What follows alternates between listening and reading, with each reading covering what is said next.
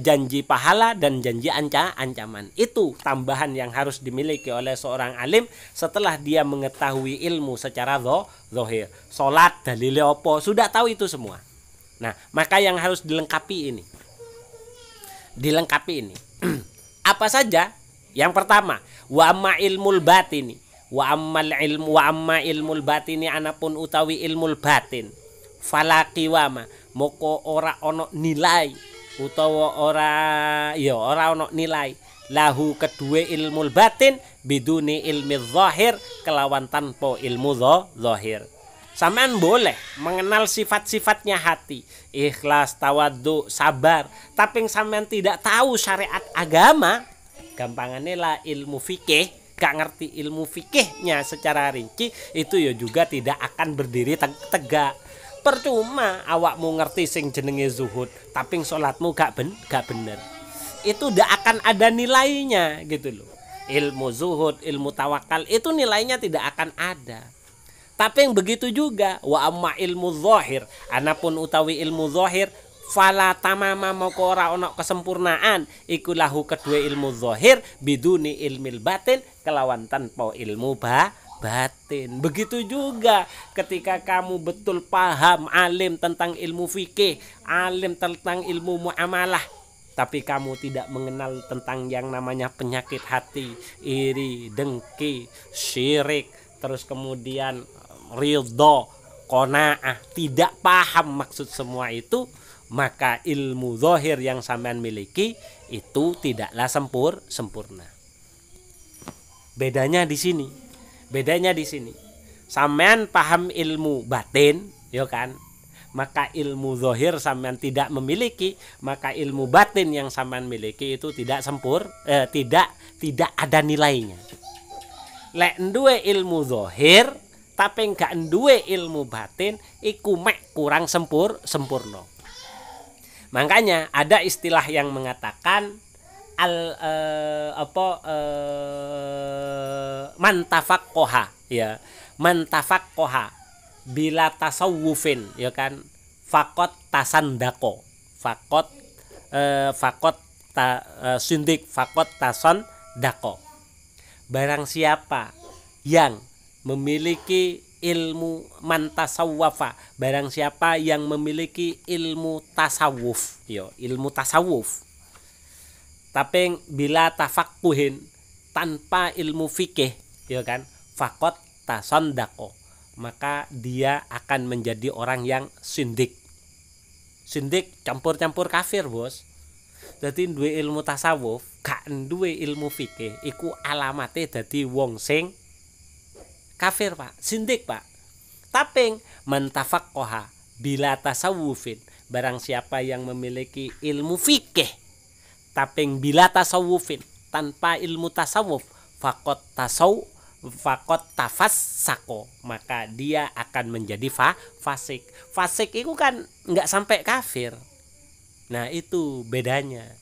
Maka yang pertama harus diketahui ya ilmu batin syariate dhisik. Ngono lho. Kenapa? Karena konsekuensinya kita memahami ilmu batin terlebih dahulu, ya hayal yang ada gitu loh. Gitu loh. Maka tahapan syariat terus kemudian hakikat menuju makrifat itu adalah tahapan yang tidak boleh ditukar gitu loh. Kecuali atas pemberian Allah Subhanahu wa taala. Beda lagi gitu loh. Jadi makanya ilmu syariat sih dijeroni ngono lho.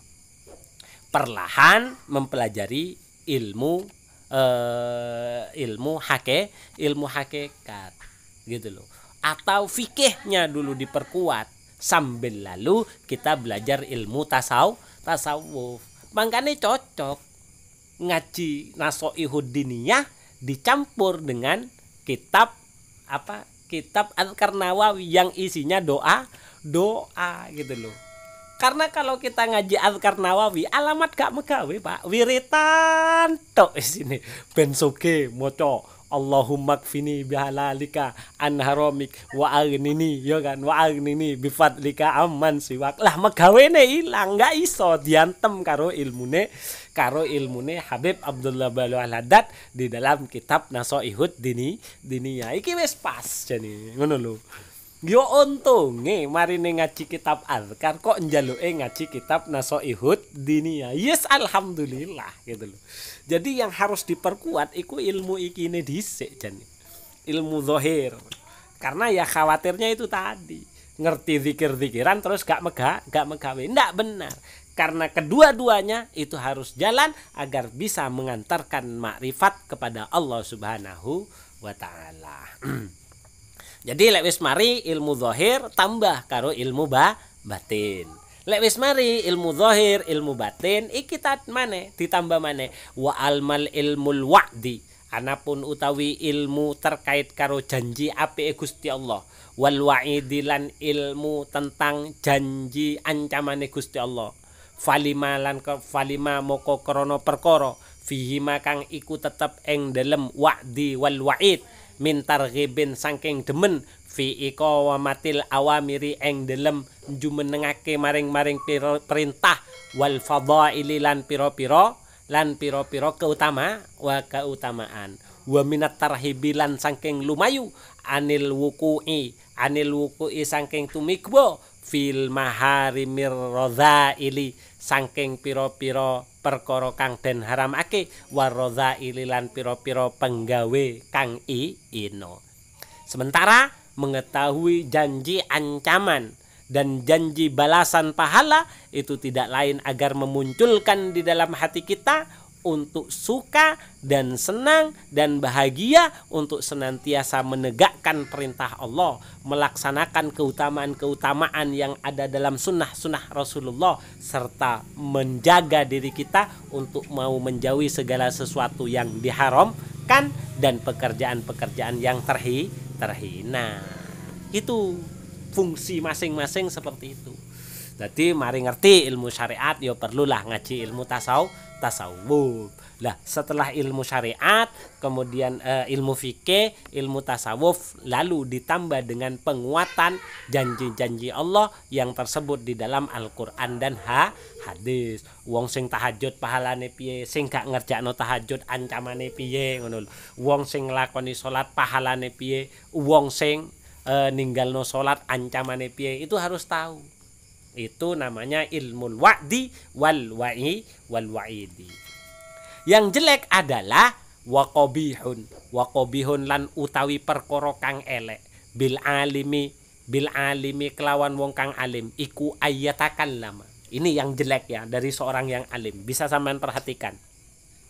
Ayatakan lama yento gelem ngomong sapa alim fi hukmin ba'dil wajibati eng dalam hukum setengah perkara kang wajib. Jadi dia berbicara sesuatu yang sifatnya wajib, misal au fadhailil khairati utawa pira-pira keutamaane perkara-perkara kang api, au syai'in utawi suwiji-wiji minal muharramati saking perkara-perkara kang den haramake.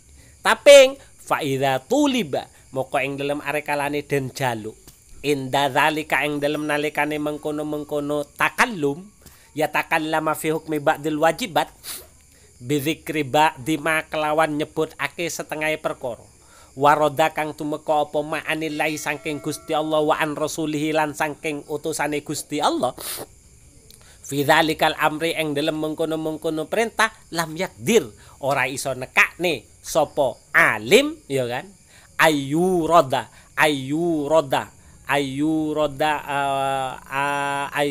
yanto auroda yuridu ayurida yento nekakne sapa alim sayan ing suwiji-wiji kang kedhik fi dzalika ing dalem mengkono-mengkono mawaroda anillah.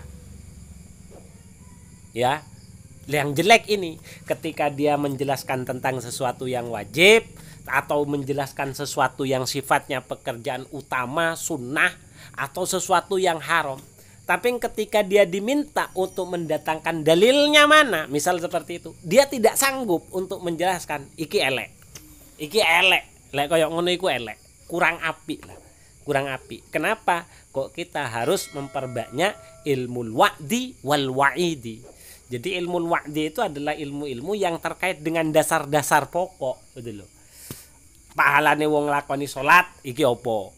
Lara lek ninggalno salat iki dalile apa? Itu. Ini jelek.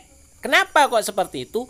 Wasudurul mukminina, sementara piro-piro atine wong kang iman innamatan syarihu angeng pestine dadi jelas utawa dadi lapang apa sudurul mukminin iku bi kalamillahi taala kelawan ngerti maring dawuh-dawuh Gusti Allah taala wa bi kalami rasulihi lan kelawan dawuh-dawuh utusane Gusti Allah sallallahu alaihi wasallam. Wabihi lan kelawan kalamillah wa kalami rasulihi tatmainu dadi anteng apa kulubuhum ati-atine mukminin watan tahidu lan dadi kumrega apa humumuhum semangate mukminin. Karena dengan menampilkan ayat dan hadis Rasulullah lah biasanya hatinya orang yang beriman itu akan semakin berani atau akan semakin kuat untuk mau melaksanakan yang baik dan semakin bisa ia untuk menjauhi sesuatu yang dilarang. Ngono Pak. Gitu. Makane lek jare Gus Kausar Ploso, sampean lek pengen ngerti ulama sing apik, gak usah ado-ado. Delok entoko setiap ceramah yai. Lek wis dheke nyebut aku, lek wis dheke nyebut menurut guruku, menurut Kanjeng Nabi, menurut guru-gurunya yang ia sebut bagus dia. Artinya bagus dia. Kenapa kok bagus? Berarti dia sudah menjaga sanad keilmuannya. Tapi ketika kamu melihat seorang pendai, menurut kami, menurut saya, wah itu mesti masalah. Jadi Gus Kausar kayak gitu. Wah itu mesti masalah. Lah kok iso? Lah iya awakmu iki sapa? Lah wong guru-gurune awake dhewe mesti jelasno menurut kitab ini, menurut anu ini, bukan menurut saya gitu loh. Menurut saya itu apa? Hilangkan kata saya. Kan lek jare abah ngono, lek jare kiaiku lek menurut ya gitu. Lah kita siapa gitu loh. Ngono Pak, carane ngono Pak. Itu yang dinamakan kalau kata Abah Hasyim Muzadi itu namanya ilmu amaliyah agama. Jadi ilmu amaliyah, jadi ilmu yang sudah bisa kita amalkan, terus amaliyah agama, amal yang senantiasa didasarkan kepada aturan-aturan agama, bagaimana cara menata kita. Iku lek jarine Kiai Hasyim Muzadi di dalam Mutuhalhi Al-Hikam. Harapannya dengan semua itu akhirnya kesiapan hidup itu pasti akan kita miliki. Karena perjalanan kita menempuh kehidupan itu bukan didasarkan pada keinginan pribadi atau kemauan sendiri, tapi didasarkan kepada panduan yang sudah diajarkan oleh Rasulullah lewat sahabat, lewat tabi'in, terus sampai kepada guru-guru kita. Makanya golek guru kudu ngerti sanate dendi, itu yang dimaksud gitu loh. Itu yang dimaksud kenapa kok kita harus punya guru. Akhirnya kata Habib Abdullah Bali Al Haddad, fata'ammal, moko mikir-mikir sapa sira le, ngono gampangane iki. Dadi ana lene iki. Berhubung sing ngaji padha lene iki. Fata'ammal, moko mikir-mikir awakmu le, mikir yo. Hadhil jumlata ing ikilah kesimpulan. Wa ahsin lan bagusno sira le an-nazra ing carane ningali fiha ing dalam hadhili jumlah. Artinya renungkan, pikirkan, lihat kembali sekeliling kamu di mana kamu harus mengambil sikap dari semua keterangan yang aku sampaikan, kata Habib Abdullah Bali Al Haddad. Renungkan, iki duduk ngeklaim bukan. Ini bukan menjudge, tapi perhatian kita harus lebih terfokus kepada siapa kita harus memiliki pijakan, kepada siapa kita harus menjadikan sebagai panutan. Wakhud lan jopo sapa sira min hadhil ulumi saking ikilah pira-pira ilmu as-salasati kang telu qadron kelawan sak kadar solihan kang bagus. Apa yang tiga kang teluan mau wis dijesno ilmu batin ya kan, ilmu zahir, ilmu batin, ilmu wa'id wal wa'id. Iki dijelasno maneh. Wa ya utawi salasa iku ilmul ahkamil zahirati. Ilmul ahkami yaiku ilmu hukum, pira-pira hukum az-zahirati kang zahir. Minal ibadati bayane saking pira-pira ibadah, wal muamalati lan pira-pira muamalah. Itu yang pertama. Yang kedua, wa ilmul umuri lan ilmu pira-pira perkara al batinati kang sifate batin. Bayane minal akhlaqi saking akhlak awa ausofil kulubi lan pira-pira sifate ati. ilmu zahir gampangane itu adalah ilmu yang berkenaan dengan masalah ibadah dan keseharian kita dengan sesama. Itu. Ilmu batin, ilmu yang mempelajari tentang akhlak, etika dan sifat-sifatnya hati, sopan, santun, tawadhu ya kan, sabar, qanaah ya kan, iri, dengki ya kan, riya, takabur. Itu yang harus juga kita pelajari dibarengi. Dan yang ketiga adalah wa ilmul wa'di lan ilmu terkait karo janji ape Gusti Allah, wal wa'idi lan ilmu terkait ancamane Gusti Allah. Wa'ni lan ngersakne sapa ingsun bi kelawan ilmul wa'di wal wa'id iku ma saben-saben perkara, iku ma perkara waroda kang tumeka, waroda kang wis tumeka apa ma anillahi saking Gusti Allah wa rasulihi lan utusane Gusti Allah fi fadlit taati ing dalam kautamaane penggawe taat. Wa huwa al wa'du. Jadi keutamaan dalam melaksanakan ketaatan kepada Allah wa huwa utawi fadlut taat iku al wa'du, iku sing dijenenge ilmu wa'di. Wa iqabus sayyiati wa iqabus sayyiati lan siksane wong kang nglakoni kelekan wa huwa al wa'idu wa huwa utawi iqabus sayyiat wa huwa utawi iqabus sayyiat iku al wa'idu ilmu terkait janji ancamane Gusti Allah. Jadi harus tahu dalil hadisnya wis pas di Adhkar Nawawi genep iku wis. Jadi itu tiga ilmu itu.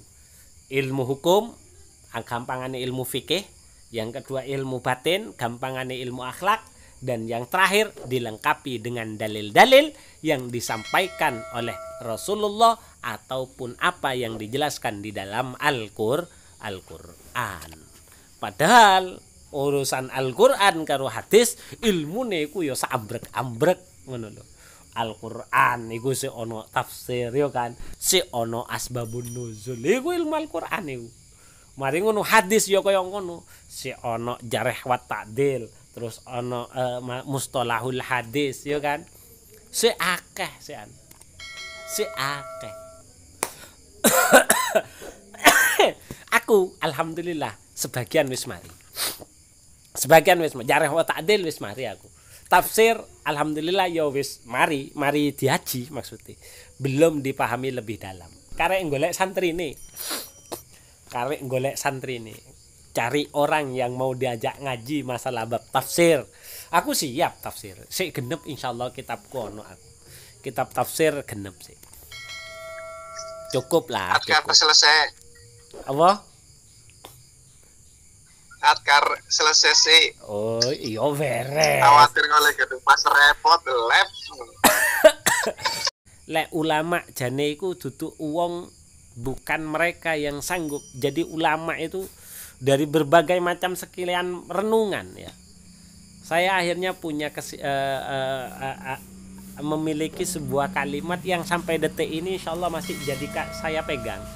Bahwasanya seorang ulama itu bukan mereka yang sanggup mengeluarkan dalil, tapi ulama jadi mereka yang sanggup menempatkan dalil. Lah iya Pak, karena posisi-posisi moderat itu mengambil jalan tengah tanpa menghancurkan negara dan memberikan hak masyarakat sesuai kepada haknya itu ternyata sulit. Karena antara negara itu ada orangnya, masyarakat juga ada orangnya, yang mereka sama-sama memiliki keinginan dan kepentingan yang berbeda. Mencari jalan tengah di antara keduanya itu bukan sesuatu yang mudah. Bukan sesuatu yang mudah. Istiqomah. Bengkel yo wis jarno bengkel, enggak urusan.